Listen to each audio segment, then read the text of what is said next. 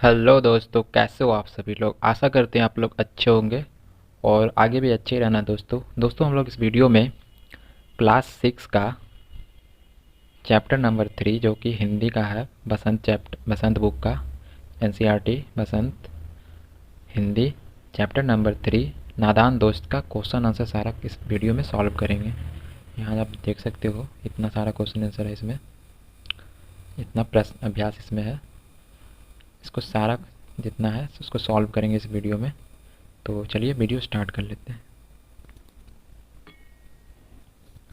तो दोस्तों इसमें पहला क्वेश्चन है, प्रश्न संख्या 1 में है, अंडों के बारे में केशव और श्यामा के मन में किस तरह के सवाल उठते थे। वे आपस ही में सब सवाल जवाब करके अपने दिल को तसल्ली क्यों दे दिया करते थे। तो इसका उत्तर हम लोग लिखेंगे।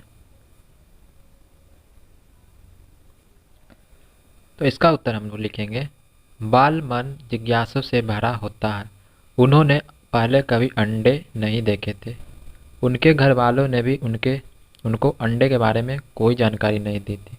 उनको पता नहीं था कि अंडों का आकार कितना बड़ा होता है और अंडे किस रंग के होते हैं, उनमें बच्चे कैसे पैदा होते हैं, वे क्या खाते हैं, उनका घोंसला कैसा होता है।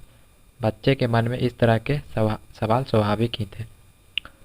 प्रश्न संख्या 2 में है, केशव ने श्यामा से चिथड़े, टोकरी और दाना पानी मांगकर कॉर्निस पर क्यों रख दिया। इसका उत्तर हम लोग लिखेंगे। कार्निस पर चिड़िया के अंडे थे। केशव और श्यामा ने सोचा कि अंडों से बच्चे निकल आए होंगे। उन्हें धूप से बचाने के लिए छत बनाना था, इसलिए टोकरी मंगाई गई। चिथड़ों से उनकी उनके लिए गद्दी बनाई गई। दाना पानी मांगकर उनकी भूख मिटाने का प्रबंध किया गया। प्याली में खाने के लिए दाना और पानी रख दिया। प्रश्न संख्या 3 में है, केशव और श्यामा ने चिड़िया के अंडों की रक्षा की या नादानी। तो इसका उत्तर हम लोग लिखेंगे।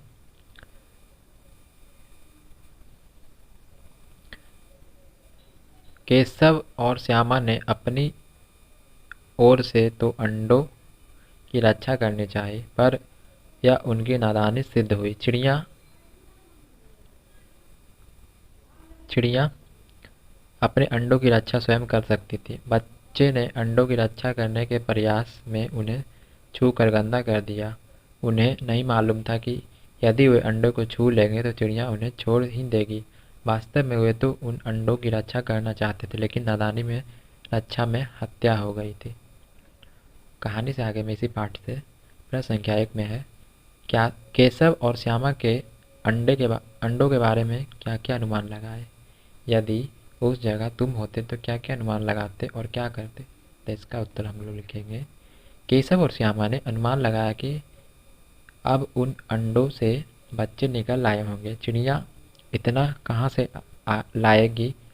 गरीब बच्चे इस तरह चू चू करके मर जाएंगे। उन्हें धूप से भी कष्ट होगा। यदि केशव और श्यामा की जगह हम होते तो हम अनुमान लगाते कि कोई जानवर या अन्य जीव जंतु तो अंडों तक नहीं पहुंच जाएगा। कार्निस तक कोई जानवर न पहुंचे। मैं इसका प्रयास करता। हम अंडों के साथ छेड़छाड़ नहीं करते। चिड़िया के लिए दाना हम कॉर्निस पर रखने की जगह नीचे जमीन पर बिखेर देते। प्रश्न संख्या 2 में है, माँ के सोते ही केशव और श्यामा दोपहर में बाहर क्यों निकल आए। माँ के पूछने पर भी दोनों में से किसी ने किवाड़ खोलकर दोपहर में बाहर निकलने का कारण क्यों नहीं बताया। तो इसका उत्तर हम लोग लिखेंगे। क्योंकि वही समय ऐसा था जब वे बाहर आकर चुपचाप चिड़िया के बच्चे को देख सकते थे। माँ उनको देख लेती तो अंडों को हाथ न लगाने देती। माँ के पूछने पर पिटाई के डर से दोनों में से किसी ने बाहर निकलने का कारण नहीं बताया। प्रश्न संख्या 3 में है, प्रेमचंद जी ने इस कहानी का नाम नादान दोस्त रखा। आप इसे क्या शीर्षक देना चाहोगे। तो इसका उत्तर हम लोग लिख सकते हैं। हम इसका दूसरा अन्य शीर्षक रक्षा में हत्या यह बच्चों की नादानी देना चाहेंगे। इसी पाठ से अनुमान और कल्पना में प्रश्न संख्या 1 है।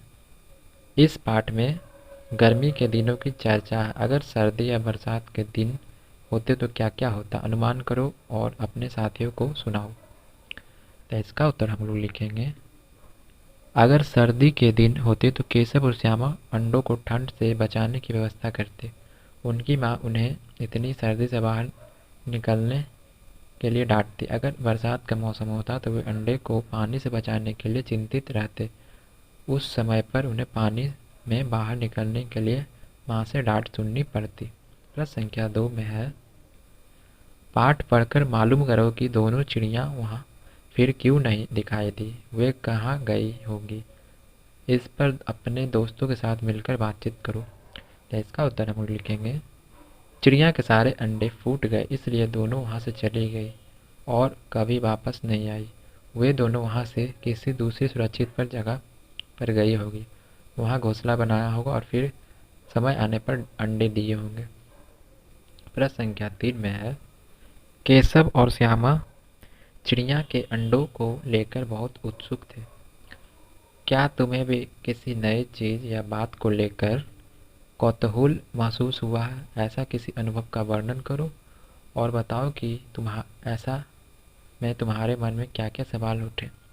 तो इसका उत्तर हम लोग लिखेंगे, मुझे अपने घर में पैदा हुआ बिल्ली के नवजात बच्चों के प्रति कौतूहल बना रहता था। एक बार मेरे घर के पिछले हिस्से में एक बिल्ली ने 3 बच्चे दिए थे। उन्हें देखकर मुझे बहुत कौतूहल हुआ।